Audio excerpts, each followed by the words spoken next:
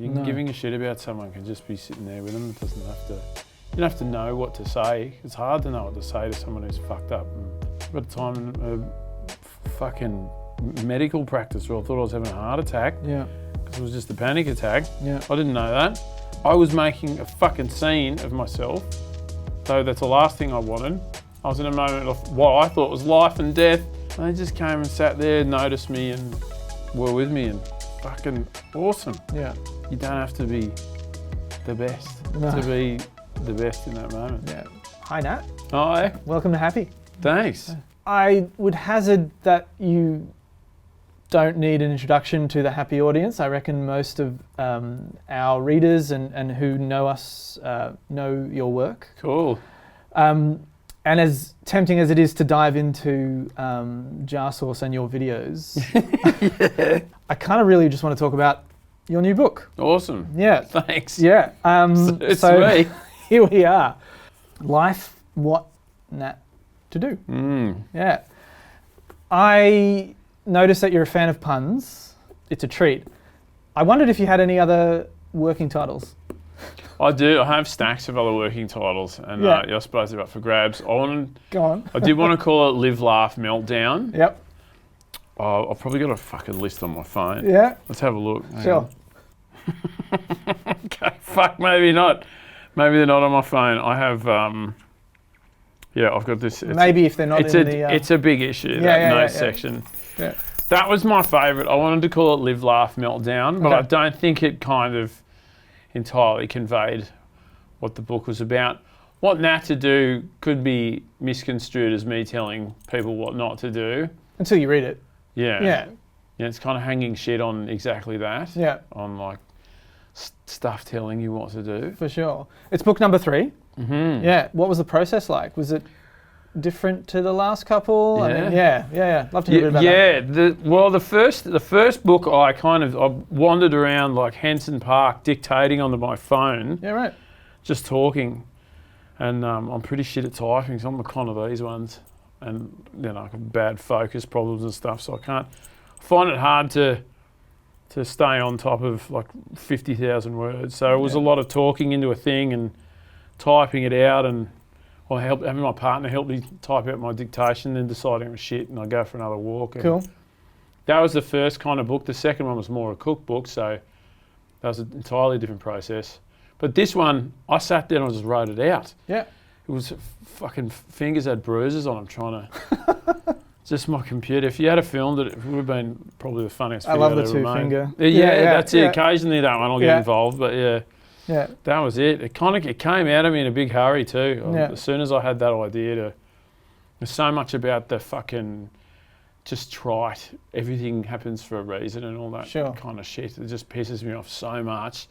I could tell. That I found it, There's more to it though, and we will get to that. Yeah, sure. I love the format. I mean, maybe we could call it a tried and tested format, but for me it was my first foray into your book style. At least my publishers said some kind things to me about how it's hard to find a voice for a lot of writers. Right. Finding the way, without henceforthing your way into the fucking oblivion.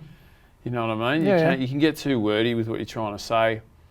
Whereas I just fucking carry on the way I do, and writing that out, it's kind of worked. It's needed a bit of a haircut, but that's worked out really well for me in terms of just saying exactly what I mean and saying it the way I kind of speak it. I'm a parent.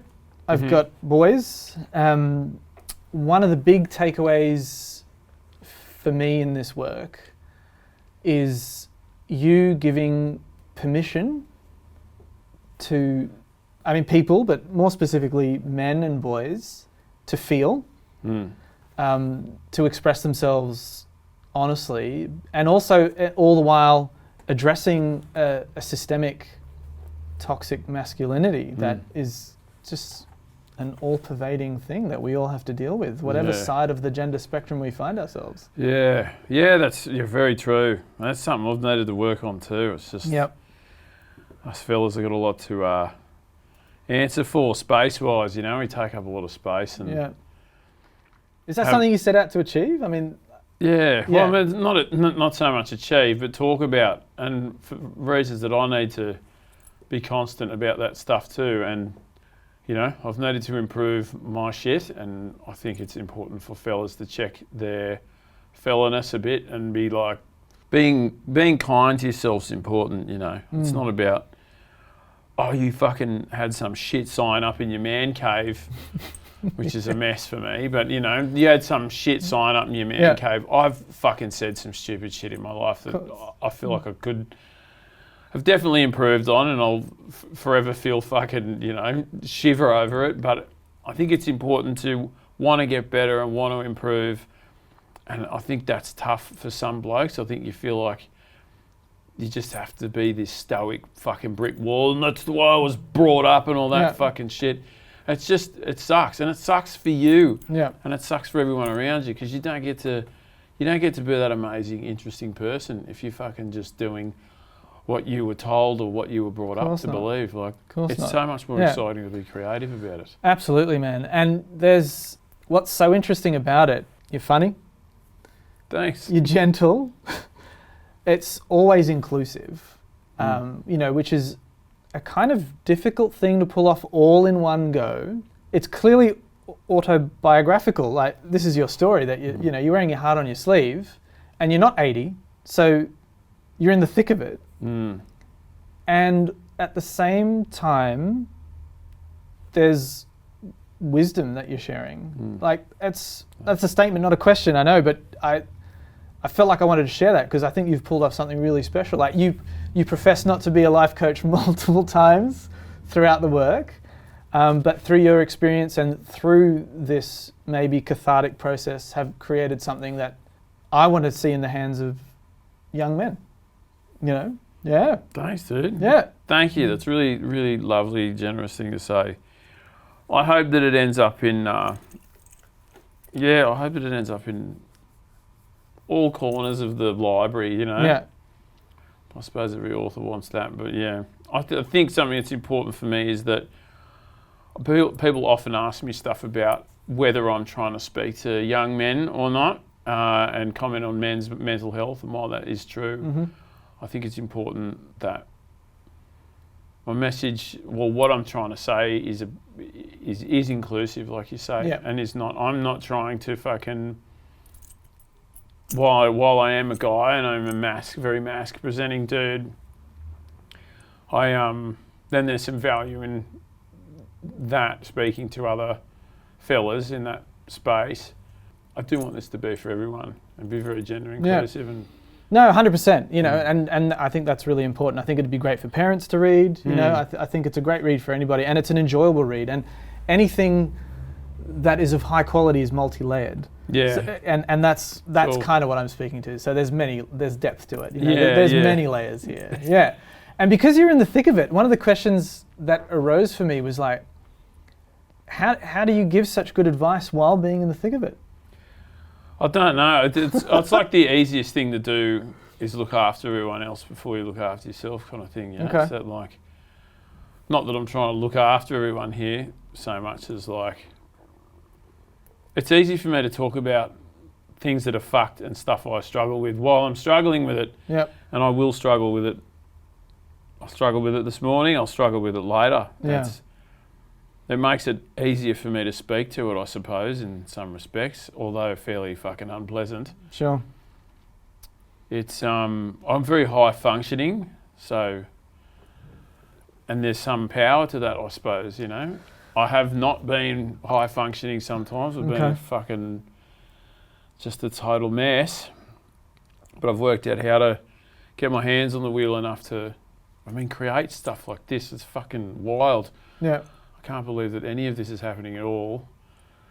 But yeah. In your life in general, you mean? In life in general. A big part of my, I don't know, I suppose my mental health stuff is that I'm not the biggest fan of myself, and I'm not the biggest fan of, I just believe that it's all just a flash in the pan. That's what my head tries to tell me, is that, you know, I'm a piece of shit all the time. Okay. So muscling through that and talking about it with my partner and talking to you, talking to my friends about stuff and just talking is fucking so powerful. It's so, and it makes it funny. I get to fucking have a laugh totally. about how fucked shit is, because it's not getting fixed today. It's not getting fixed because you read a book. No. It's not. No. But you do get a chance to talk about it. Yeah.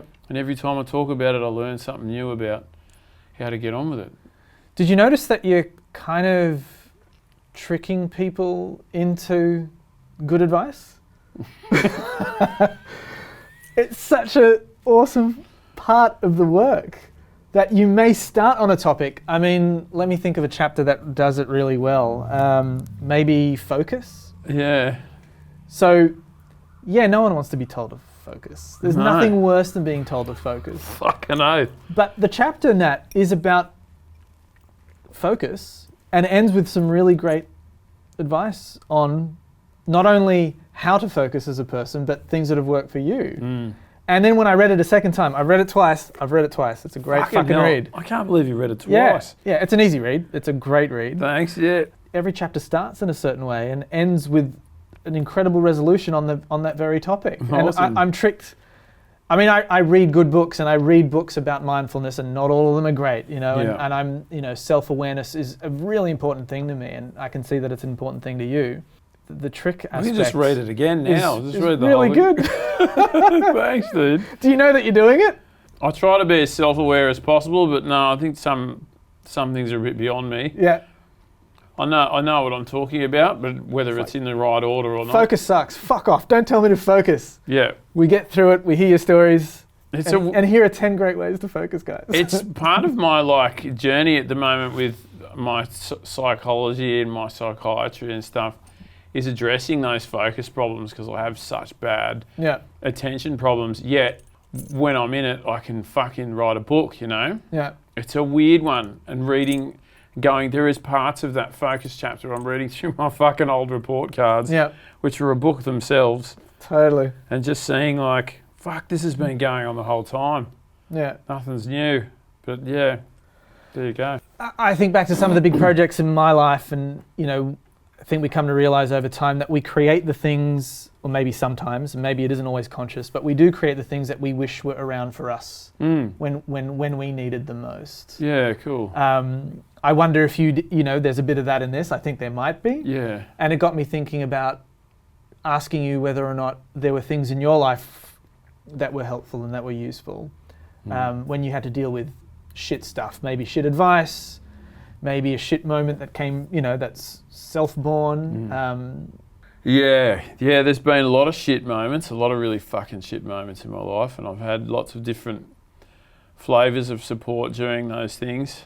The one that's been the stuff that's been consistently the most valuable has been just having someone around who's not taking fucking score of you when you're having a shit time. It's just letting you be and kind of being present and giving you space to just be a bit of a mess has been fucking pretty amazing. There's been some times where it's been pretty close to fucking, you know, pretty close to the max, and yeah, I've got some incredible friends and I've had some amazing partners. That's great. Yeah, just having some fucking good mates and having people you trust while you're fucking going through it is amazing. And not having someone fill you full of words and regurgitated fucking shit advice, you know. That's not what it's about. Giving a shit about someone can just be sitting there with them. It doesn't have to, you don't have to know what to say. It's hard to know what to say to someone who's fucked up and having a hard time. Even though you might have been through a hard time, sometimes you don't know what to say. I've got a time in a fucking medical practice where I thought I was having a heart attack. Yeah. Because it was just a panic attack. Yeah. I didn't know that. Someone just came and sat with me. Yeah. You talk about that in here? I do, yeah. It's just down the road, the shops. Yeah. The medical centre there, and fucking never forget it. Never forget it. I'll never forget their face. Never seen them again. It was one of the most touching moments because they didn't fucking ask anything of me. Yeah. They were really I was making a fucking scene of myself, though that's the last thing I wanted. I was in a moment of what I thought was life and death. And they just came and sat there, noticed me and were with me, and fucking awesome. Yeah. Amazing. Yeah. You don't have to be the best to be the best in that moment. Yeah. I think we can all take something away from that, and it's something I recognise that I could do more of, certainly. Just being there for people without informing or adding. Must be tough being a parent. Yeah. You know, being a dad. That's a whole other. Fucking round of applause for surviving parenting or being a parent. Oh, big job, big. Cheers. Yeah, still kicking. Yeah. Good on you. Yeah, thank you. An interesting part of the book for me was feeling like it was.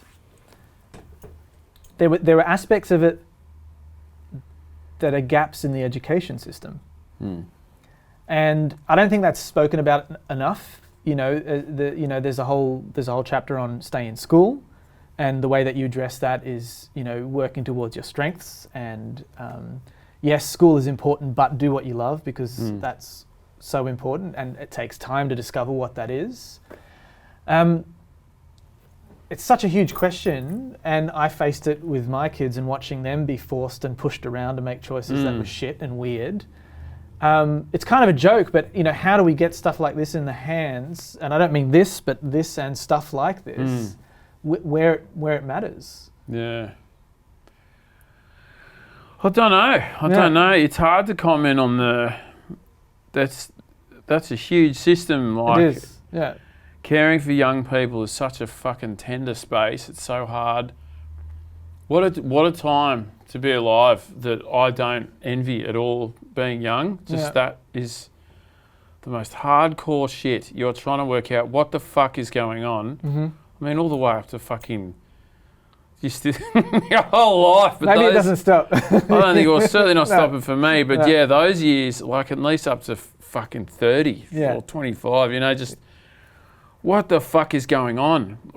There's a lot of expectation on young people to do and be all these things. And you are taken score of, whether you like it or not. And maybe some of that's necessary in respect to schooling and shit. But, it's like when you're trying to empower a young person to become whatever they want, whatever they're dreaming to become, and you're sticking fucking geography in front of them, and they're switching off, and then they're getting punished for that. It's like, it's a fucking tricky space. It is.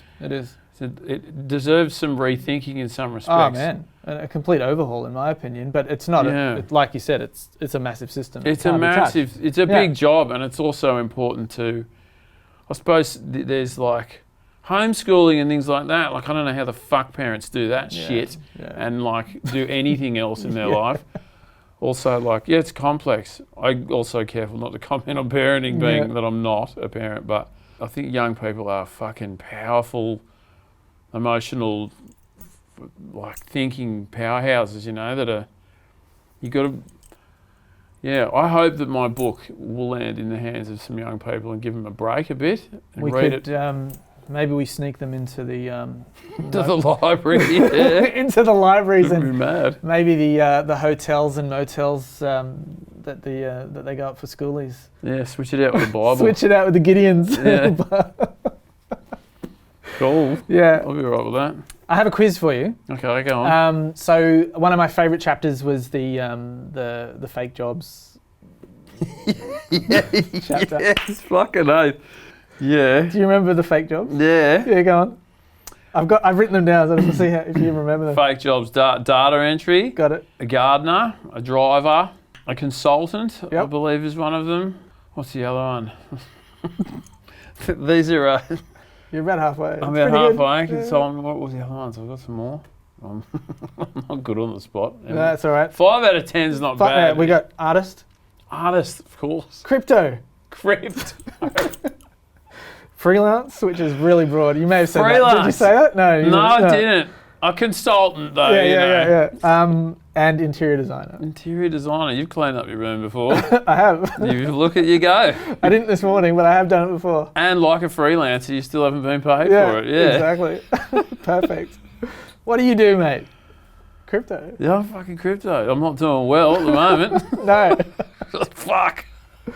There is a phenomenal theme across your body of work, which I kind of want to point out.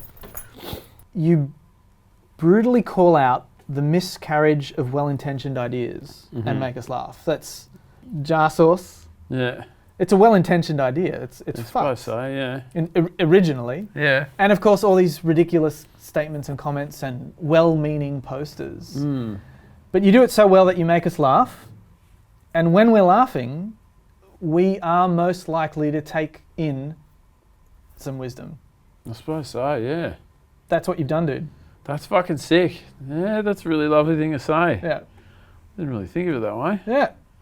Dude, jeez. All right, I've got a little Prezi for you.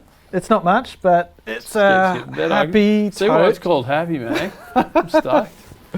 I got a couple of copies of the mag. I also received Tom Ballard's new book, which I think you'll enjoy. He's a little legend. Right on. Block the face. Yeah. Yeah, there's a couple of things going on in common, which are great, and it's lovely to see, Aussies doing good work. Yeah, right on. So this is for you, mate. Hey, thanks. Yeah. There's a vinyl in there as well, actually. We do it like an annual vinyl comp, and there's a First Nations artist called Kadajala Kiradara who did an incredible record, which we pressed. Fuck yeah. Hope you enjoy it. I will, thanks. All right. Fuck, I didn't bring anything. No, man. Thanks. Yeah. Thank you. Thanks for having me. And Nat's What I Reckon's new book. Check it out. What Nat to do. And if you don't like it, read this instead. Or both. Or both. Read both.